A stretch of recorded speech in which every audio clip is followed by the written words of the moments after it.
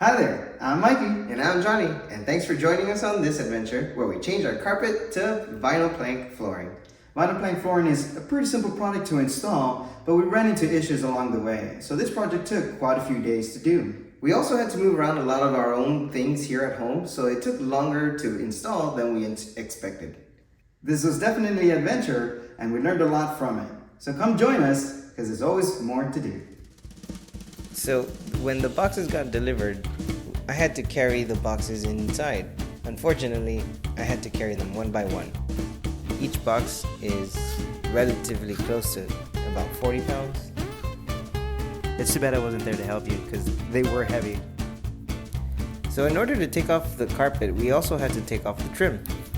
So we started taking off the trim using these tools.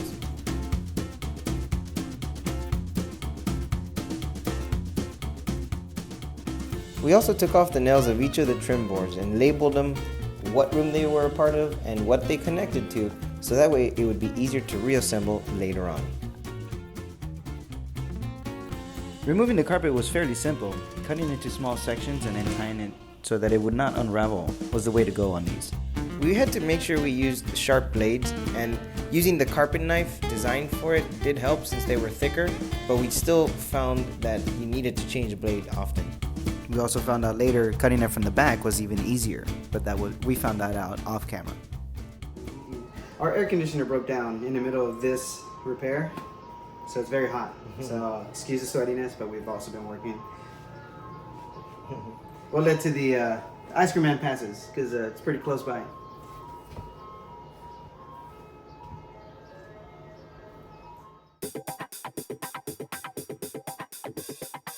Here we took off the carpet from the stair treads and cleaned up the dirt afterwards. It was surprisingly quite a bit.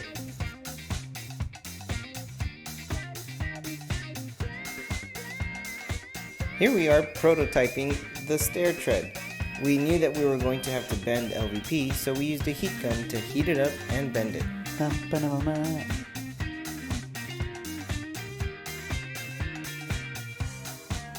Here we are test fitting it, because gotta make sure that it's going to fit. Here we started batching them out to try and get it all done at once. Johnny rigged this system up with a board sandwiching a board to help stabilize and be consistent.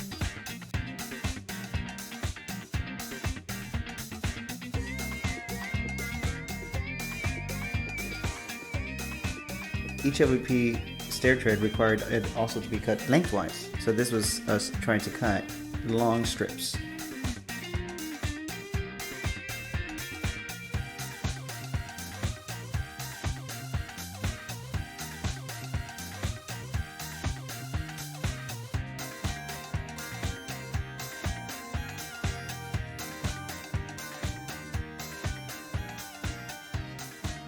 Each piece was unique to the stair tread since all the stair treads were relatively the same but had small variances.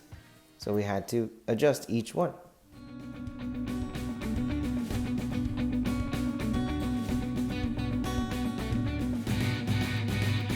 Once that was said and done, we got to gluing each of the pieces down.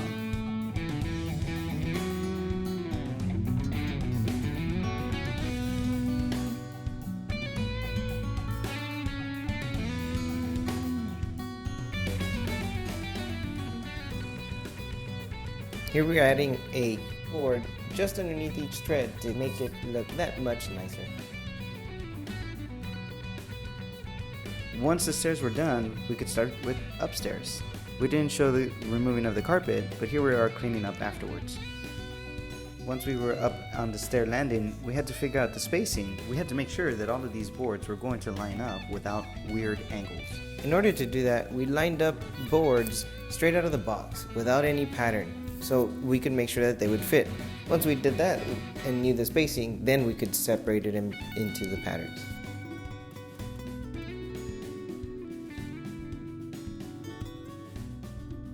Once we were confident everything was going to fit, we started to glue the stair landing down and then continue from there.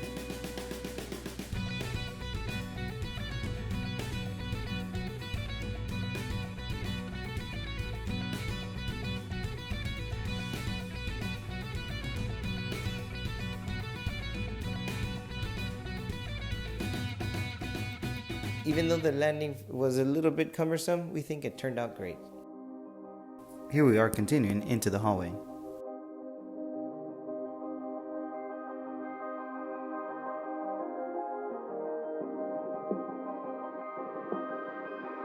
Johnny continued into the hallway while I worked in the background on the transitions into the restroom.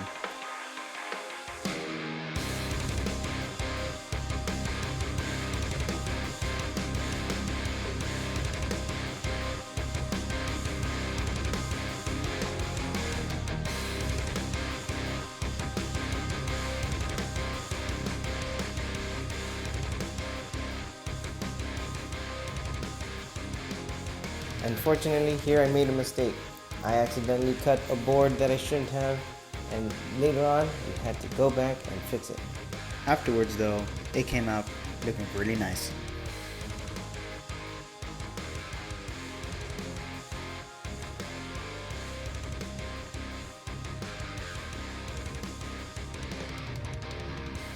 We decided to do all the hallways first, so branching into each room would be much easier. Here, we're starting on our first room. Here, Mikey is trying to make a piece to go around the trim.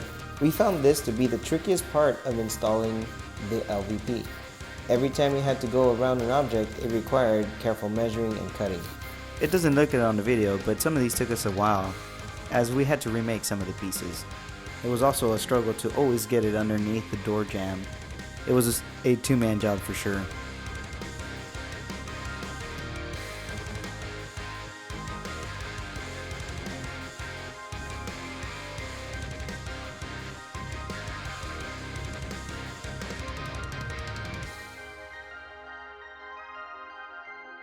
Sometimes the floor had some high spots, so we had to take care of them as we went.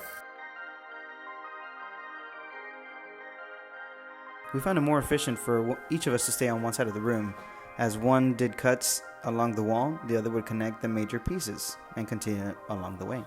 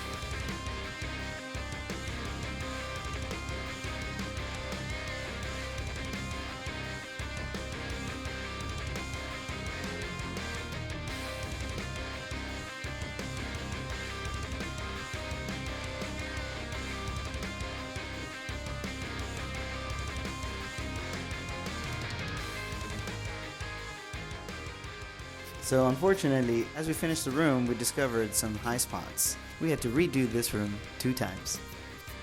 In order to take off those high spots, we had to dismantle the parts that we had already done. So we had to remove most of them, take care of the high spots, and then reattach everything. Fortunately, once you have the layout, it's fairly simple to reconnect it all. The most time-consuming part of laying down this floor is the cuts, so once you have the layout, it's fairly quick work to reassemble everything.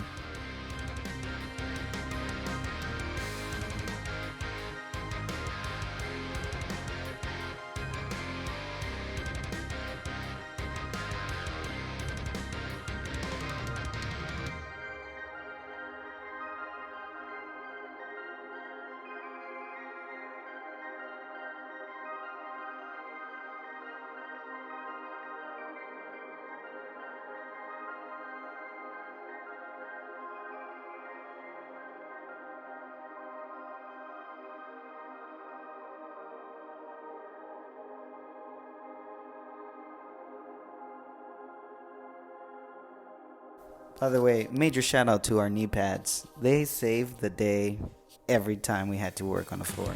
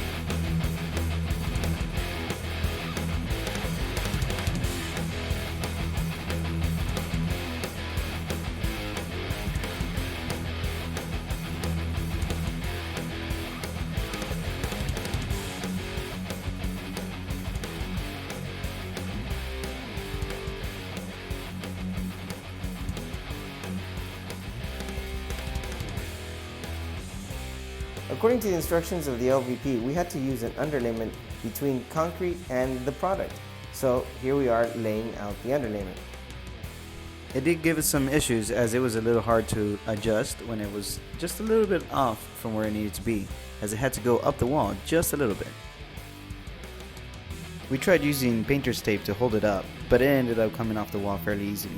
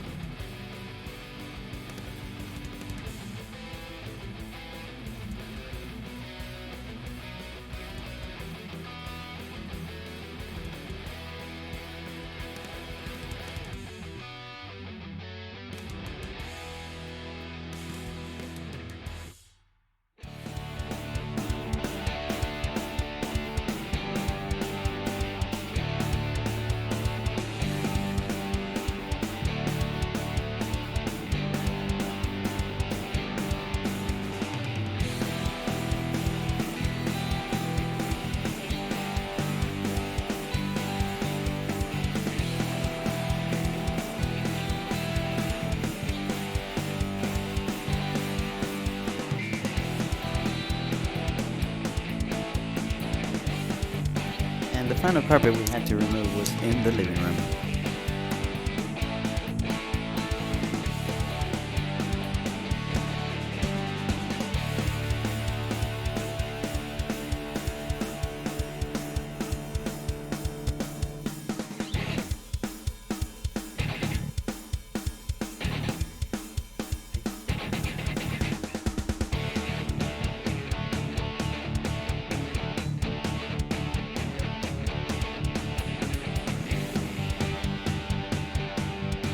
We would be surprised at how much dirt was underneath.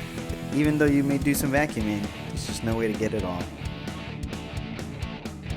So we also had to remove a small patch of tile in the living room. In order to remove the tile, we had to break it first. Here we are using a pole to break it and try to remove it piece by piece. This pole was relatively heavy. After a while, a few strokes became pretty hard to do. In order to remove the mortar underneath the tile, we had to chisel it out. But because the bar is so heavy, we could only swing it a few times and then swap out.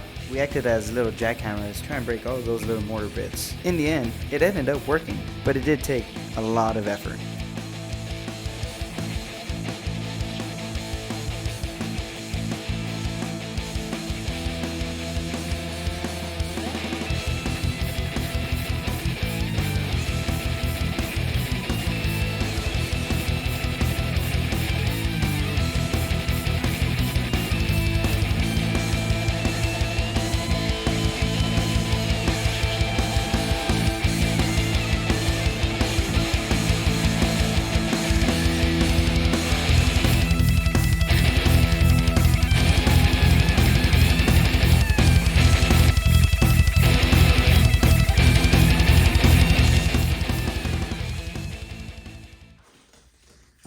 it's time to put on the trim back to where it goes. And thanks to the labeling that Johnny did in the past, we now know where each of these trim pieces go to make quick work of it. So all we have to do is, lay them out, get a nail gun, start putting them in, and then time for caulking.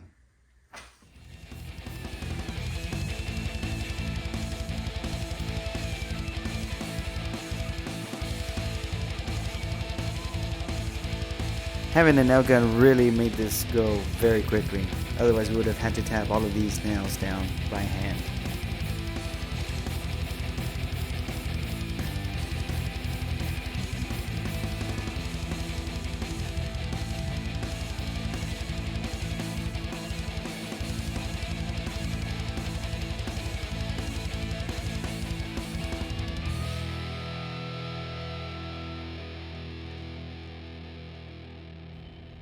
So that completes our flooring. We were able to change out all the carpet to LVP. We still had some odds and ends to finish out, like painting and sealing the trim, but that does it for the flooring part of our renovation.